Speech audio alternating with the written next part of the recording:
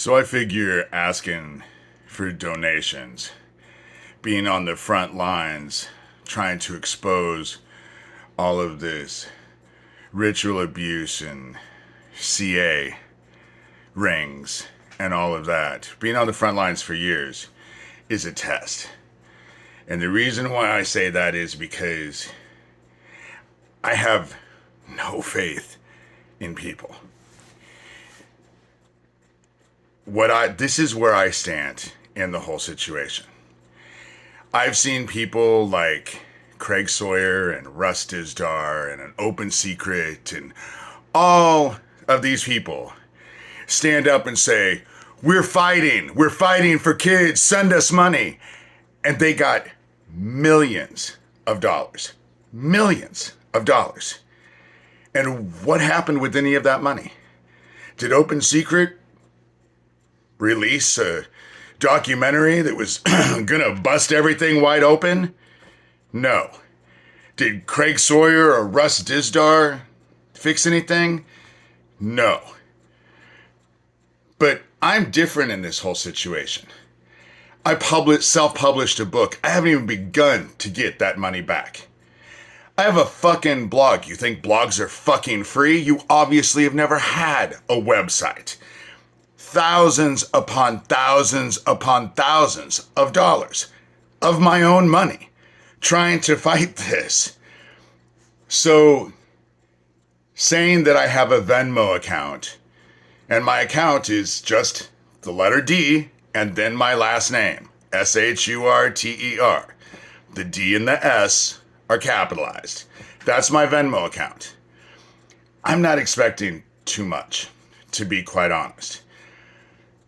Where I stand in this whole situation is that I went out to Neil Brick's SMART conferences and spoke to survivors several times, several years.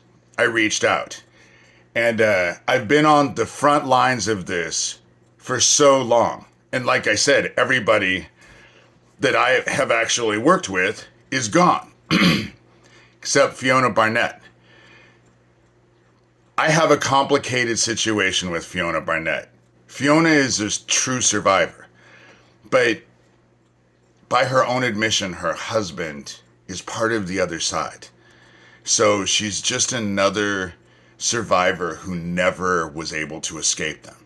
She lives in Australia. She's married to a dude who's involved with the other side, and she has kids with the dude. You know? So go ahead and judge her. But I will say about Fiona Barnett, the whole reason I gave Isaac Cappy a second chance is because Fiona Barnett argued with me that Isaac needed someone to present him with faith because he had no faith and he had never been exposed to it.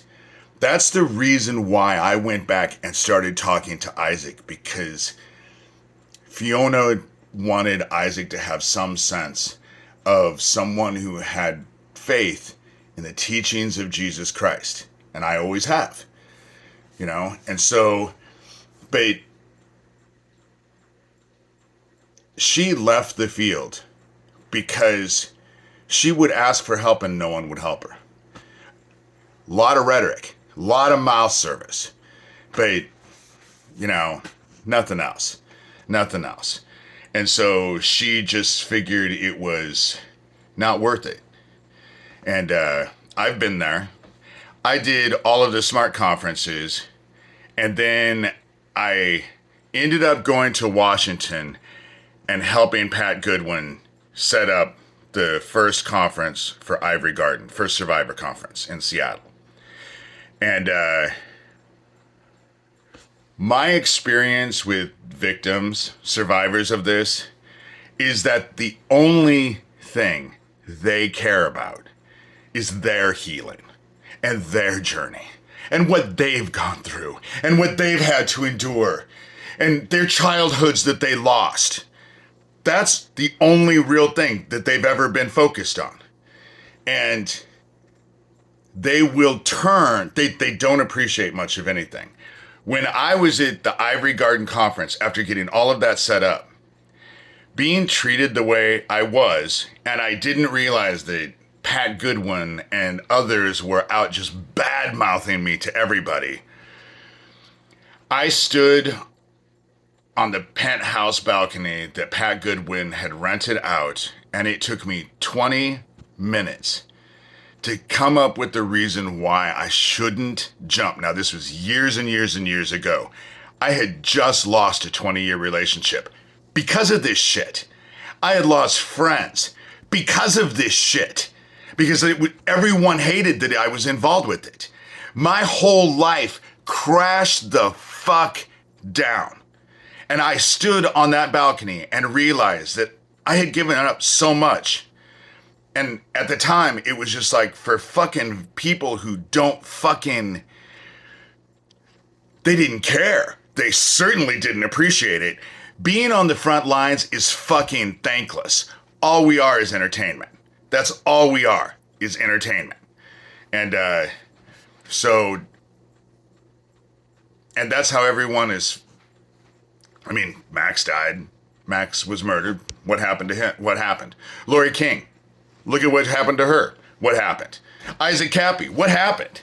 You know, someone left me a message on one of my videos in the last day or two. Oh, you've missed out. There's a hurricane coming with Isaac. Oh, really? Because all I see is the motherfuckers who are desperate to keep the narrative, you know? So I'm sending out, if you want to help, I'll appreciate it. I think it's all kind of a test. I really do. I think that I'm supposed to ask to see what happens. And so I'm asking. I'm going to start doing a podcast and start really working to try and expose all of this and get hope out there to the people at a time where we really do need hope. You know, this whole fascist takeover bullshit needs to stop, you know, but it's not working anyway, you know, and it's not just Democrats and it's not just Republicans. They all belong to the same fucking system. It's the same fucking rich people behind every one of them, you know? So, if you want to help, that's great, you know? A person that I'm working with told me, you have to have faith, David. And I have faith in God. I do. I have faith, complete faith in heaven. The people that are behind all of this bullshit are going to face justice. Because for me, what got me off of that ledge when I was up at Ivor Gardens was that I realized that I wasn't doing for all these fucking ingrates. I was doing it for the kids who lost their lives, who never had a chance, who went through hell. And that's why I stay here. I do it for them, and I do it for God. And we'll see about mankind.